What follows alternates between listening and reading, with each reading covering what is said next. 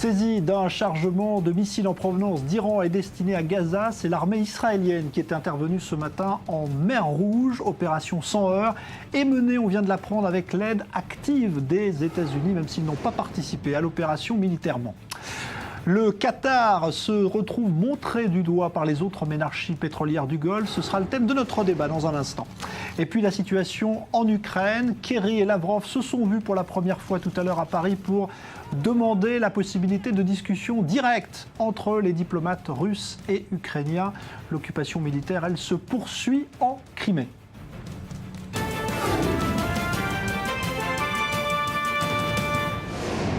Le débat du Grand Direct est donc consacré à cette crise inhabituelle qui a éclaté dans le Golfe Persique entre des monarchies d'ordinaire très proches, ce que l'on appelle les monarchies pétrolières. Le Qatar se retrouve donc montré du doigt par l'Arabie Saoudite, Bahreïn et les Émirats Arabes Unis. Chacun de ces trois pays a en effet retiré son ambassadeur présent à Doha. On va en parler avec deux fins connaisseurs de la région. Freddy Eitan, ancien ambassadeur d'Israël en France, en Mauritanie notamment. Bonsoir à vous. Bonsoir. Et bonsoir Jacques Neria, expert du Moyen-Orient sur i24 News. Alors, est-ce que vous êtes surpris d'abord par cette crise? Est-ce qu'il faut y attacher plus d'importance que la simple formalité de retirer son ambassadeur à Doha? Écoutez, on rappelle souvent les ambassadeurs quand il y a une crise pour consultation. Cette fois-ci, ce n'est pas surprenant de la part de l'Arabie Saoudite en particulier. Il faut comprendre le contexte. Il y a un nouveau chef au Qatar, c'est-à-dire, vous savez, en 1995, le chef Khalifa a été abdiqué et il a pris donc la relève de son père. Donc il y a eu un coup d'État, si vous voulez. Ouais, en douceur, mais un coup d'État quand même. En douceur. En famille. Au mois de juin dernier, ce même Khalifa a laissé les rênes du pouvoir à son fils. Son fils, El Taini, toujours c'est la même famille de Khalifa. La famille Khalifa, d'ailleurs, existe depuis 1857 dans cette région. Pour vous dire, c'est une famille qui a combattu, disons, tous les autres composants de cette région du monde. Et donc ce jeune de 33 ans essaye de régner, mais avec une certaine, je dirais, une certaine méconnaissance des affaires, bien que derrière lui, celui qui tire les ficelles, c'est toujours le père. Maintenant, ce qui se passe, c'est que nous voyons deux pôles importants. C'est la crise en Syrie, c'est-à-dire la guerre civile, où le Qatar et l'Arabie Saoudite jouent un rôle important, évidemment avec le Hezbollah et l'Iran, et aussi le détachement, je dirais, des États-Unis vis-à-vis de l'Arabie Saoudite. Et donc, je dirais que l'ingérence américaine, qui a été très importante dans le Golfe Persique d'une part, avec l'Arabie Saoudite, et le rapprochement de l'Amérique avec l'Iran, avec les accords de Genève que nous connaissons aujourd'hui encore, montre par là que l'Arabie Saoudite se trouve en détresse. Elle veut reprendre son rôle d'influence dans la région, mais aussi se trouve dans des conditions difficiles, parce que les camps, entre camps sunnites et camps chiites, et c'est là la bataille, c'est-à-dire entre les chiites et les sunnites. En plus, en toile de fond, il y a les frères musulmans. Ouais.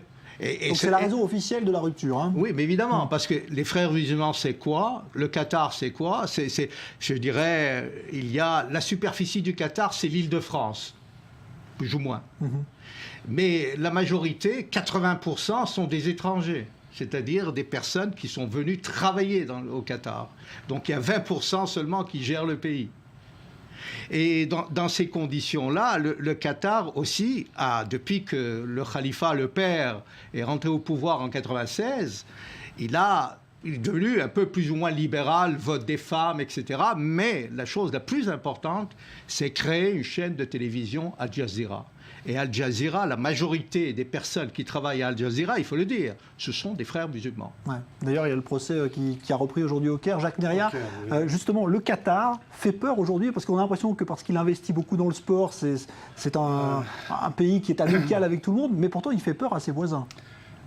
Il fait peur parce que effectivement le Qatar s'est ingéré dans les affaires intérieures de beaucoup de pays et je dirais cause principale de ce qui se passe aujourd'hui, c'est une crise entre le Qatar et l'Égypte.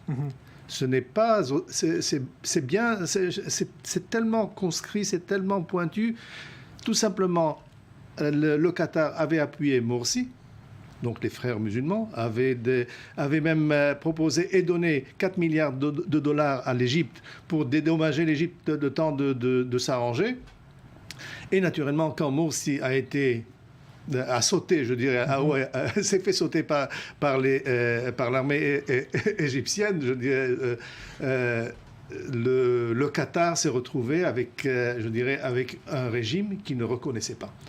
À partir de ce moment-là, les relations entre l'Égypte et le Qatar se sont détériorées à tel point que l'Égypte, déjà, ça fait déjà quelques mois que ça dure. L'Égypte a rappelé son ambassadeur, l'Égypte a convoqué l'ambassadeur qatari au Caire pour lui dire, écoutez, ça ne va pas continuer comme ça, interdit l'équipe d'Al Jazeera de travailler librement en Égypte, et naturellement, en fin de compte, ils ont arrêté l'Australien et l'équipe qui était avec lui.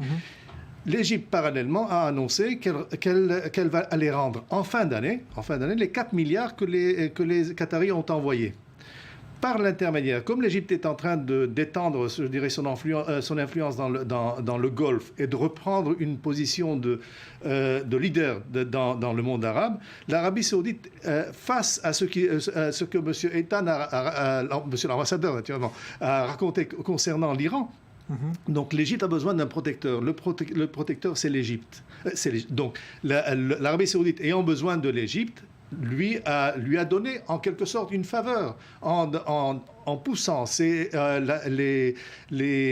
de nouvelles alliances qui sont en train de se créer dans cette région. C'est quand même... La donne a changé. La donne géopolitique et géostratégique a changé. Il faut dire aussi à propos de l'Arabie saoudite, avec ce détachement donc, américain, qui ne veut pas dire que les bases navales en Arabie saoudite ou même au Qatar, puisqu'il y a une base navale militaire américaine près de Doha, ne va pas du jour au lendemain quitter. Mais il faut rappeler aussi que Morsi, on parle de l'Égypte, était il y a à peine 2 semaines à Moscou. Et donc, pardon. Le nouvel homme fort de l'Égypte. Ça arrive ensemble. Ça arrive ensemble. Donc, quelle différence. Fatah el-Sisi est arrivé à Moscou et il a signé un contrat d'armement. Et qui est bailleur de fonds, qui va payer? C'est l'Arabie saoudite. Donc, c'est ça aussi qui est important. Donc, ça a changé complètement, ça a modifié la donne. Maintenant, évidemment, le problème des frères musulmans. Vous savez, au Qatar, les frères musulmans qui ont été créés, évidemment, dans les années 30, par El-Banna, vous le savez, et qui est le grand-père aujourd'hui de Tariq Ramadan, comme vous le savez. Et donc, pour lier, si vous voulez, les affaires avec ce que nous concerne directement, depuis 1954, c'est-à-dire depuis la période de Nasser, se trouvent au Qatar. Donc les frères musulmans se trouvent déjà à cette période-là. Et ils ont créé effectivement un levier vis-à-vis pour exporter, si vous voulez, cette religion sunnite. Mais aussi, il faut dire que le prêcheur, l'homme important, autoritaire sur le plan de la religion sunnite, El-Qardawi, se trouve au Qatar, se trouve à Doha. Et donc, il a aussi une importance. Interdit de séjour en Égypte aujourd'hui. Et interdit de séjour en Égypte. Et c'est important, évidemment, concernant les préceptes religieux et autres, de savoir. C'est une autorité, quand même, religieuse importante dans le monde sunnite. Le Qatar, c'est l'enfant terrible du monde arabe. Le Qatar est en train d'utiliser son argent pour, se protéger. 2, pour propager, je dirais, une idéologie qui est tout à fait, je dirais, opposée à celle de ses voisins. Le Qatar, par exemple, finance Al-Qaïda, finance les frères musulmans, alors que l'Arabie saoudite, en Syrie, finance ceux qui ne sont pas Al-Qaïda. Donc Al-Qaïda sont chassés et sont poursuivis en Arabie saoudite et sont un danger mortel pour l'Arabie saoudite qui est en train de les combattre au Yémen et à l'intérieur du pays. Donc le Qatar, c'est impossible de laisser, je dirais, ce genou de 33 ans, de semer un grand désordre dans le monde arabe. Il faut tout simplement le mettre à l'ordre. Alors et pour Israël, parce que ça aussi, maintenant, c'est important de voir quelles conséquences ça peut avoir dans les relations qu'Israël peut entretenir avec ces pays-là. Le Qatar, c'est aussi le parrain du Hamas. On a vu que l'émir était même venu donner de l'argent, beaucoup d'argent à Gaza.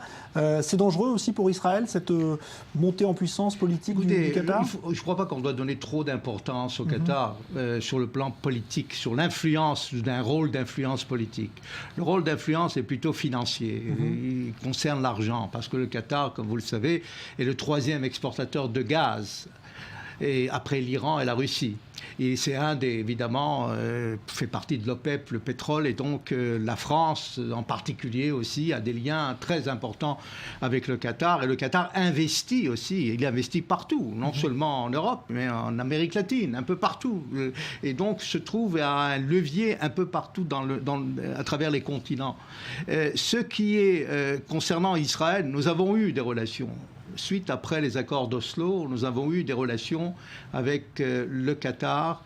Nous avons des relations avec Oman aussi, qui ne fait pas partie de cet émirat, le sultan Qaboos, qui est un homme sage, je dirais, de la région. Mais nous avons eu des relations juste après, mais qui ont été évidemment détériorées juste après aussi la deuxième intifada en l'an 2000, puisqu'on a rompu les relations avec le Maroc, qu'on avait un bureau d'intérêt, et aussi avec la Tunisie, que nous avons un bureau de liaison, et avec la Mauritanie, qui plus tard a rompu les relations en 2006, qui avait une ambassade, contrairement aux autres, et c'était la première ambassade d'ailleurs en Afrique du Nord. Ouais. Alors justement, aujourd'hui, vous diriez parce que l'Arabie Saoudite, on le voit, a finalement une convergence d'intérêts avec Israël dans cette région et avec l'Égypte. Est-ce que vous diriez que ça peut aussi peut-être favoriser un rapprochement d'Israël avec des pays qui n'ont pas toujours ouvert la Un mot d'abord sur Hamas. Ouais. Hamas aujourd'hui est dans une situation impossible. Il est encerclé de tous les côtés. Donc il y a un siège israélien, un siège sécuritaire. L'Iran quand même pouvait essayer de lui envoyer des... Et la preuve, le réseau est assez touffu. La preuve, les services de renseignement israéliens sont bien. Donc, et puis le résultat, c'est ce qui compte. Donc Hamas est encerclé par Israël d'un côté, donc du côté du côté de la mer, enfin, et du côté naturellement de la frontière avec Israël. Mais de notre côté, l'Égypte est en train de serrer les vis sur les 900 tunnels qu'il y avait qui reliaient Gaza et le Sinaï. 90% ont été détruits. La situation économique est désastreuse pour Hamas. Le Hamas recevait de l'Iran presque 25 millions de dollars par mois à partir du moment où l'Iran est paru comme le protecteur de Bachar Assad et en connivence avec Hezbollah. Hamas ne pouvait plus accepter cette aide-là. Donc Hamas est dans une situation difficile. Et pour cette raison-là, je dirais la convergence d'intérêts est donc entre l'Égypte, l'Arabie Saoudite et Israël naturellement. C'est une convergence d'intérêts qui pour l'instant est ponctuelle.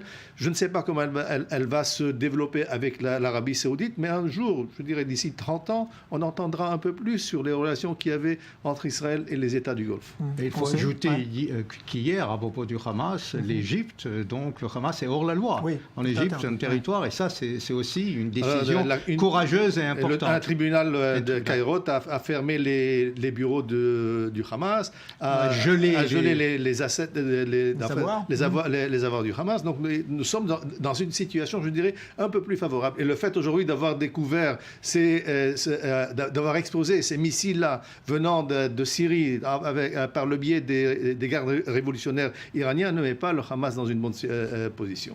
Un mot sur justement l'Arabie Saoudite et Israël. Est-ce que un rapprochement est utopique, selon vous, Freddy Ethan? On a parlé de l'Arabie Saoudite souvent et on a rappelé en 2001, lors de l'initiative arabe. Il y avait le Faisal, le ministre des Affaires étrangères, a lancé ce ballon d'essai lors d'un entretien d'ailleurs avec un journaliste du Washington Post en lui proposant donc cette initiative. C'était une initiative assez importante, il faut rappeler quand même, parce que c'était pour la première fois 24 pays musulmans, arabo-musulmans iront reconnaître l'État juif, et ça, l'État d'Israël. Donc effectivement, c'est une initiative assez importante avec évidemment des observations et des remarques que nous pourrons faire sur plusieurs sujets, mais qui est une initiative de l'Arabie Saoudite. Ces derniers temps, lors des discours de Netanyahou et autres, on avait parlé effectivement d'un rapprochement avec les pays du Golfe et autres, avec l'Arabie Saoudite, parce que l'ennemi numéro un, c'est l'Iran. L'Arabie saoudite a beaucoup plus peur de l'Iran que tout autre pays, y compris Israël. Les pays du Golfe sont en premier chef. Ils sont là, ils sont présents dans le Golfe Persique. Donc ils sont là et ils craignent évidemment ce que l'étendard chiite pourrait flotter un peu partout. À Bahreïn, il y a des chiites, vous savez, la majorité est chiite. Donc il y a aussi des révoltes. Donc ils ont été tassés, évidemment, dans ces conditions-là. Donc c'est compliqué, mais tout est possible. Mais il y a une chose importante qu'il faut rappeler sur le plan religieux. Évidemment, l'Arabie saoudite demeure le pays le plus important de l'islam. Merci beaucoup Freddy Eten, ce sera le mot de la fin. Merci à vous Jacques Neria. On reparlera évidemment de cette situation géopolitique qui évolue. Le Grand Direct continue dans un instant. Invité Jacob Rapkin, historien, écrivain. Restez avec nous, à tout de suite.